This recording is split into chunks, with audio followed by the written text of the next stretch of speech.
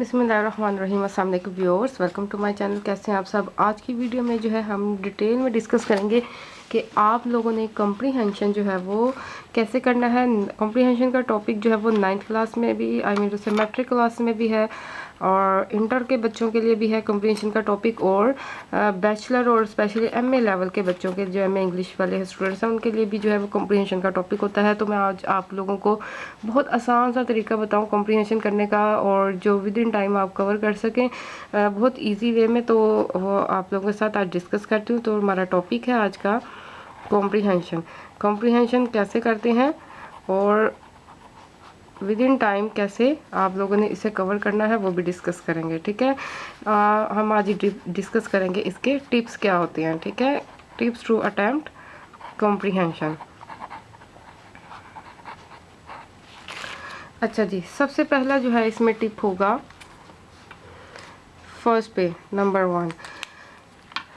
सबसे पहले आप लोगों ने क्या करना है, ये जो मैं आपको टिप्स बता रही हूँ विद इन टाइम कंप्लीट करने के हैं। ठीक है, ताकि आपका जो है completion with in time complete हो। सबसे पहले जो टिप है वो आपका ये है, आपने क्या करना है, read the questions of passage carefully.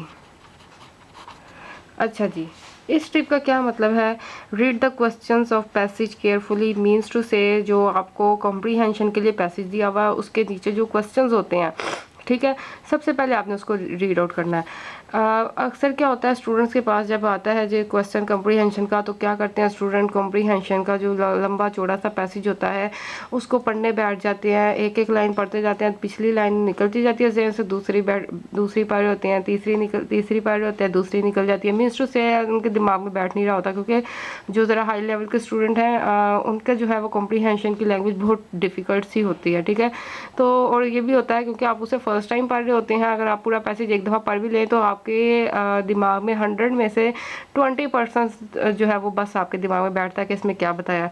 तो क्योंकि आप एग्ज़ाम्स में बैठे हुए हैं कॉम्प्रीहेंशन करने के लिए, तो आप लोगों के पास इतना टाइम नहीं है कि जनाब आप बार बार उसको पैसेज को रीड करें और सोचें कि इसमें क्या बताया गया है क्या नहीं है, तो फिर ये टाइम टेकिंग है और इससे आपका टाइम वेस्ट होगा।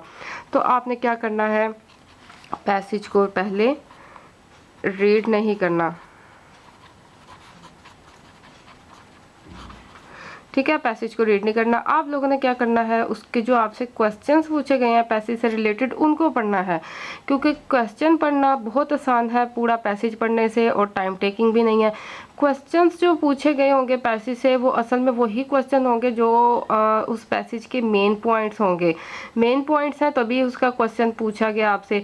तो जब आप क्वेश्चन रीड करेंगे आपके दिमाग में एक बात बैठेगी कि जनाब ये पैसेज जो है वो इस टॉपिक के हवाले से है जिसमें इस टॉपिक के बारे में पूछा गया है। तो आप जब क्वेश्चन पढ़ लेंगे तो आपको 100 में से ऑलमोस्ट 80% आइडिया हो जाएगा कि इस पैसेज में है क्या, क्योंकि जो आपसे पूछा गया है तो फिर आपके दिमाग में बैठ जाएगी बात कि इस क्वेश्चन में ये चीज़ पूछी गई है, इसका मतलब इस पैसेज में ये बातें हैं। ठीक है, दूसरा वो जो मेन पॉइंट्स हैं उस क्वेश्चन के, वर्डिंग जो है क्वेश्चन के, वो आपके दिमाग में वो बैठ जाएंगे कि ये लफ्ज़ इस क्वेश्चन में है। तो जब आप पैसेज की तरफ आएंगे पढ़ने के तो वो वर्ड्स जब क्वेश्चन के आपकी नज़र में आएंगे तो आपको साथ साथ उसका आंसर भी मिलता जाएगा। तो पहला टिप क्या है कि आपने पैसेज को केयरफुली नहीं पढ़ना, आपने पैसेज के क्वेश्चंस को केयरफुली पढ़ना है। ठीक है, और इसके बाद नेक्स्ट टिप डिस्कस करते हैं। After reading questions come to the passage. जब आप क्वेश्चंस अच्छी तरह से थॉरोली रीड कर लें, 1 से 2 दफ़ा पढ़ लें, कोई मसला नहीं, 1 और 2 टाइम्स। ठीक है, अगर एक दफ़ा में आपको क्वेश्चंस नहीं समझ आए तो आप 1 से 2 दफ़ा जो है वो रीड कर लें। ठीक है, और फिर आप जो है पैसेज की जानिब come to the passage, mark the questions matching lines or words।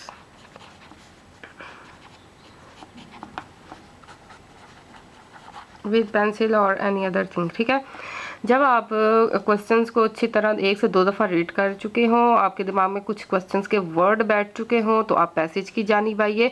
फिर पैसेज को जो है वो पढ़ें, और पढ़ने के दौरान जो जो आपको क्वेश्चन के से रिलेटेड जो है लाइंस लगे, मीन्स उसे क्वेश्चन एक पूछा गया है, तो जब आप पैसेज पढ़ रहे हैं तो उसमें क्वेश्चन में जो जो वर्ड से मिलते जुलते वो उस पैसेज में पढ़ते हुए आपके सामने आ रहे हैं, आप जल्दी जल्दी से अंडरलाइन कर लीजिए। वो क्वेश्चन से रिलेटेड वर्ड है, इसका मतलब उसका आंसर भी इन्हीं वर्ड्स में, इन्हीं लाइंस में छुपा होगा। ठीक है, मीन्स टू से आप जब क्वेश्चन रीड कर लेंगे तो जब पैसेज की जानिब आएंगे, तो जब पैसेज पढ़ रहे होंगे तो आपको साथ साथ जो है वो उसके आंसर भी मिलते जाएंगे। ठीक है, तो ये आपके लिए ईजी हो जाएगा। जब आप इसको अंडरलाइन कर लें जो उसे मिलते जुलते वर्ड्स और लाइंस हैं, तो फिर आप थर्ड पॉइंट पे आ जाइए, give answers or find answers to the questions। ठीक है, फिर आप क्वेश्चंस जो है वो वहाँ पे आंसर इजीली तलाश कर पाएंगे, उन्हें तलाश कीजिए और जो है फिर आप उसका आंसर लिखिए। ठीक है, अब उसके बाद मैं आपको कॉम्प्रिहेंशन में लिखने का भी तरीका बताऊंगी कि आप लोगों ने उसको सॉल्व कैसे करना है, लिखना कैसे है। ठीक है, मीन्स से यहाँ तक हमने क्या सीखा है कि आप लोगों ने पैसेज रीड कर करके टाइम वेस्ट नहीं करना। एक दफ़ा में भी नहीं दिमाग में बात बैठेगी, दूसरी दफ़ा भी नहीं बैठेगी।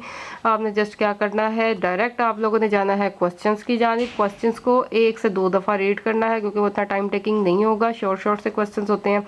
क्वेश्चन को 2 दफ़ा रीड करना और बहुत ध्यान से और दिमाग में बिठा के रीड करना है कि आपके दिमाग में उस क्वेश्चन के पॉइंट्स और बातें जो है वो बैठ जाए।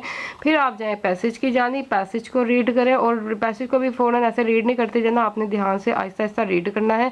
और उसमें जो भी आपको क्वेश्चन से रिलेटिव वर्ड्स मिलते जुलते लगे, आपने फ़ौरन उनको अंडरलाइन कर लेना है या कोई छोटा सा स्टार बना ले, क्योंकि एग्जाम्स में जो है वो इस तरह की एहतियात करनी पड़ती है ताकि कोई चीटिंग का केस ना हो। ठीक है, उसको अंडरलाइन कर लें, अंडरलाइन करने से कोई मसला नहीं होता, अंडरलाइन कर लें। फिर उसके बाद जब आप डिफरेंट जो है वो लाइंस को, पॉइंट्स को, वर्ड्स को अंडरलाइन कर चुके हो, फिर आप जो है वो क्वेश्चन एक एक क्वेश्चन पढ़ते जाए और उसका आंसर फाइंड करते जाए। बहुत ईजिली और जल्दी आप लोगों को उसके आंसर मिल जाएंगे, और फिर आप राइट करके उनके आंसर लिखें।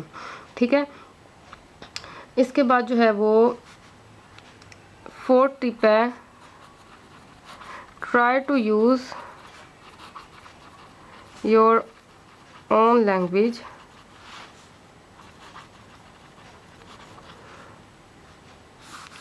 wordings for answers। आप लोगों ने कोशिश करनी है कि जब आप क्वेश्चंस को आंसर्स करें तो आप लोग जो है वो डिटो लाइन जो है वो उस तरह कॉपी पेस्ट मत करें, क्योंकि आप जो है वो हाई लेवल के स्टूडेंट हैं, कॉलेज में हैं, या आप यूनिवर्सिटी लेवल के स्टूडेंट हैं, मास्टर कर रहे हैं, बैचलर कर रहे हैं, तो अगर आप सेम टू सेम जो है वो वही वर्डिंग उठा के आंसर कर देंगे तो ये एक अच्छा इंप्रेशन एग्जामिनर पे नहीं डालेगा। तो आप कोशिश करें आप उसका आंसर जो है वो वही दें जो पैसेज में है, लेकिन उसकी वर्डिंग थोड़ी बहुत चेंज कर लें, थोड़ा बहुत हेर फेर करके अपने वर्डिंग में आंसर करें, तो ये एग्जामिनर पे अच्छा इंप्रेशन डालेगा कि आप लोगों की जो है वो आप लोग क्रिएटिव राइटर हैं। ठीक है, अपनी वर्डिंग्स में भी आंसर दे सकते हैं। अब ये कि आपने पूरा टोटली ही आंसर चेंज नहीं कर देना कि लगे ही ना कि आप उस पैसेज से आंसर कर रहे हैं। मीन्स टू से आप लाइन सेम टू सेम रखें, थोड़ा बहुत डिफरेंस करें। फॉर एग्जांपल मैं आपको इसका आइडिया दे देती हूँ। डिफरेंस करने का मतलब ये है कि आप लोग जो है वो यू में यूज़ सिनोनिम्स। ठीक है,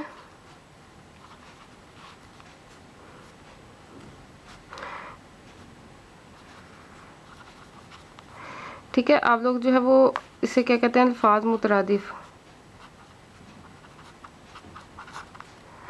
आप लोग क्या करें कि अगर एक वर्ड है उससे मिलता जुलता उसका जैसे फॉर एग्जांपल सॉरी है, सॉरी को हम अपोलोजाइज भी कह सकते हैं। ठीक है, तो इस तरह आप जो है वो वर्ड्स का हेर फेर करके अपना आंसर कर लें, यानी कि थोड़ा बहुत डिफरेंस लगे, थोड़ा डिफरेंट लगे आंसर, ये नहीं लगे कि आपने सेम डिटो कॉपी उठा के लिख लिया है। तो इस तरह फिर चीटिंग भी हो जाती है, एक तरह से लगता है कि चीटिंग किया है। आगे बैठे हुए बच्चे ने भी वही पैसे से वर्ड लाइन उठा के लिख दी, आंसर आपने भी वही लिख दी, तो ऐसा लगेगा आप लोगों ने चीटिंग किया है। तो जनाब इससे अवॉइड करने के लिए दूसरा एग्जामिनर पे अपना इंप्रेशन जमाने के लिए कि जनाब आप अपनी वर्डिंग में भी बता सकते हैं, तो आप आंसर टोटली चेंज नहीं करना, सेम वही लाइन रखें, बस उसमें वर्डिंग थोड़ी बहुत ही चेंज कर लें, डिफरेंट वर्ड्स यूज़ कर लें, उसके सिनोनिम्स यूज़ कर लें, ठीक है। अच्छा जी, इसके बाद आ जाते हैं इसकी लेंथ पे। Length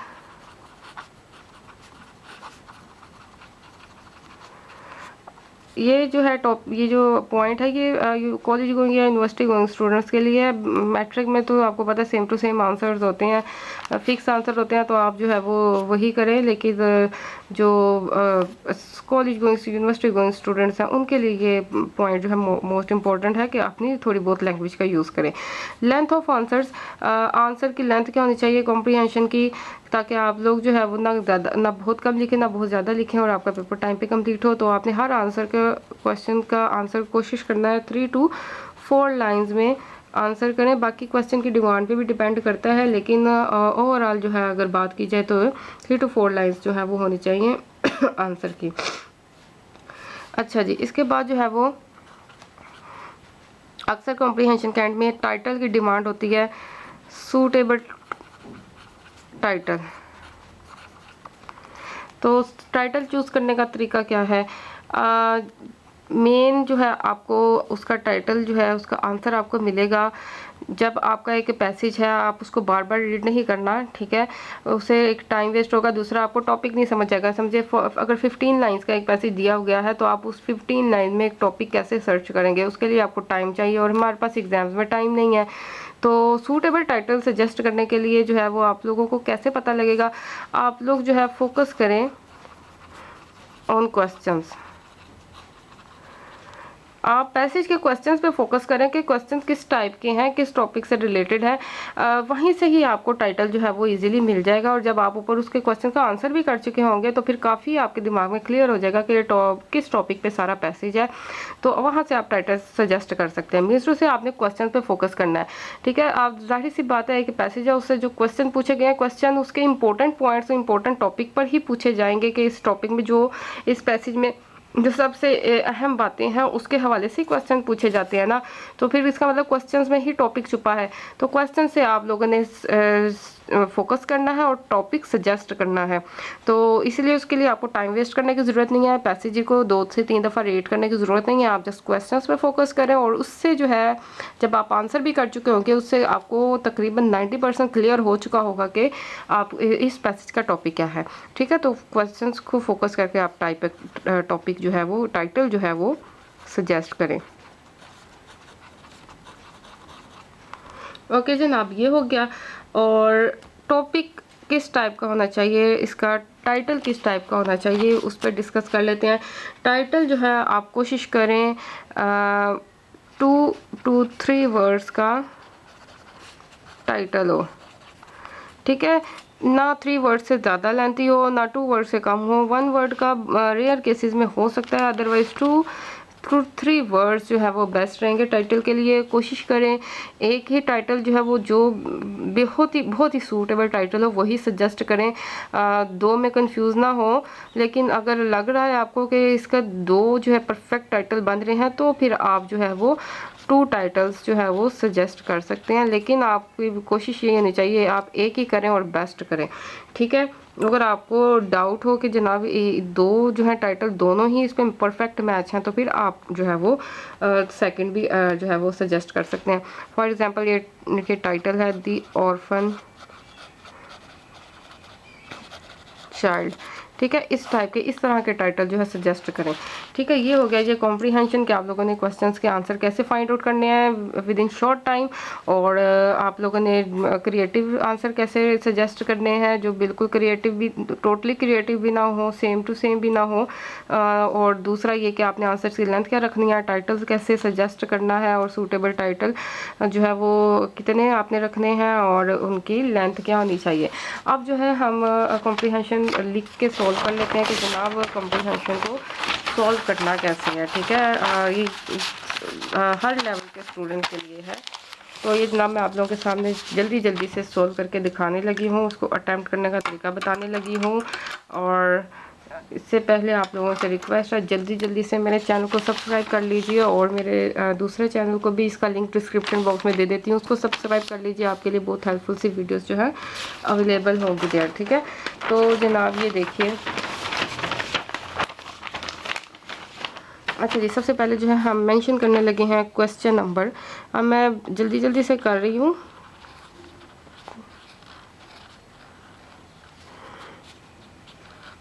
what ever the question is, question number 7 comprehension.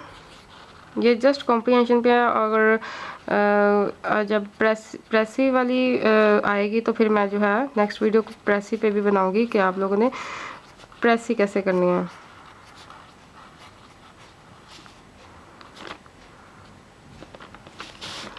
Comprehension, इसके बाद जो है वो गिवन पैसेज,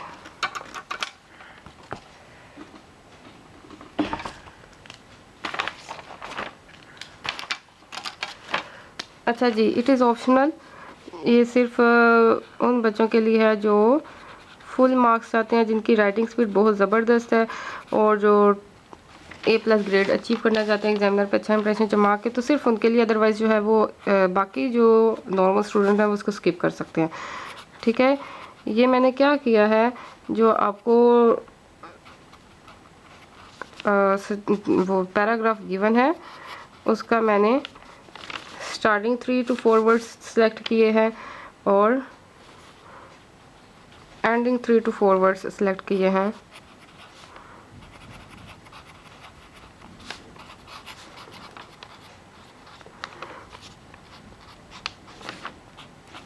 ये जस्ट मैंने एक आइडिया दिया एग्जामिनर को कि जनाब ये मेरा पैसेज है जिसकी मैं कॉम्प्रीहेंशन करने लगी हूँ। अगेन इट्स ऑप्शनल, आप इसको स्किप करना चाहें तो कर सकते हैं। इसके बाद हम एक और तरीका है कि हम नंबरिंग करके आंसर करते जाएं, और दूसरा तरीका है यहाँ पे जस्ट सेंटर में या बिल्कुल साइड पे आप आंसर्स की हेडिंग दें कि जनाब आपने डायरेक्ट ही बता दिया है कि मैं आंसर्स लिखने लगा हूँ क्वेश्चन के, तो यहाँ पे हम उसके नीचे उसकी नंबरिंग स्टार्ट कर रहे हैं। ये 604 और 605 यूज़ कर रही हूँ मैं। ठीक है, ये होगी आंसर्स। अब यहाँ पे मुझे बार बार आंसर की हेडिंग देनी नहीं पड़ेगी। अगर आप ये नहीं लिखना चाह रहे, आप नंबरिंग दे क्वेश्चन की और यहाँ पे आंसर की हेडिंग दे के सामने उसका आंसर लिखते जाए। ठीक है, ये जनाब मैं आंसर लिखने लगी हूँ।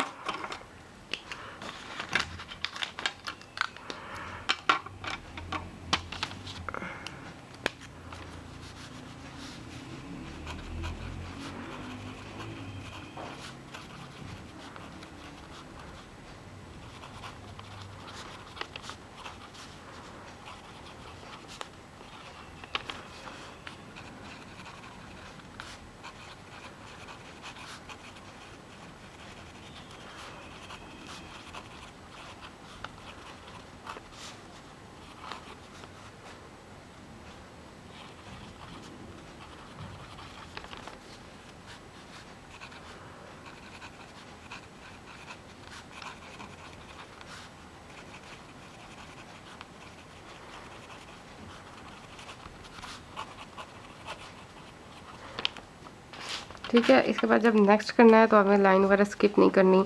नेक्स्ट मेंशन किया,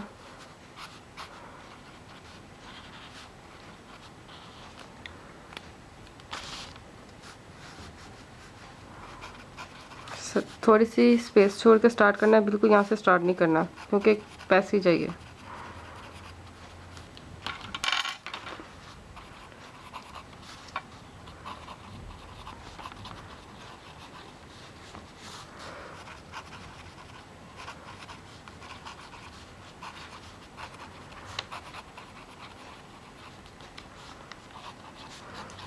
ये जस्ट मैं आपको आइडिया दे रही हूँ बीच में क्या लिखूँ क्या नहीं, इस पर आप फोकस मत कीजिए। जस्ट आप जो है वो इसका पैटर्न और प्रेजेंटेशन पिक कीजिए। ठीक है,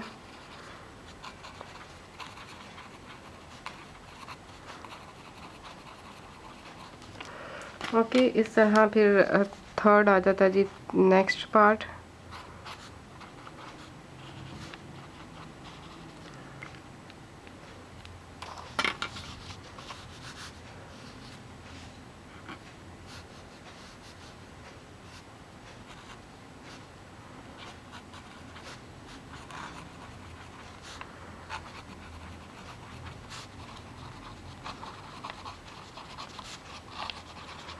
इस तरह आप लोगों ने क्वेश्चंस के आंसर कर देने हैं। अब मैं एक लास्ट क्वेश्चन जो है आपको बताने लगी हूँ, जो टाइटल के हवाले से होता है क्वेश्चन, उसका आपने आंसर कैसे लिखना है। आप इस तरह लिखेंगे,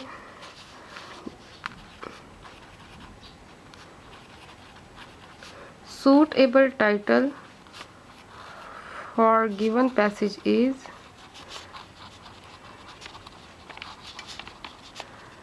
ये देखिए suitable title for given passage is, यहाँ पे आप टाइटल मेंशन करें। 604 से ही मैंने लिया है, द नोबल कमेटी।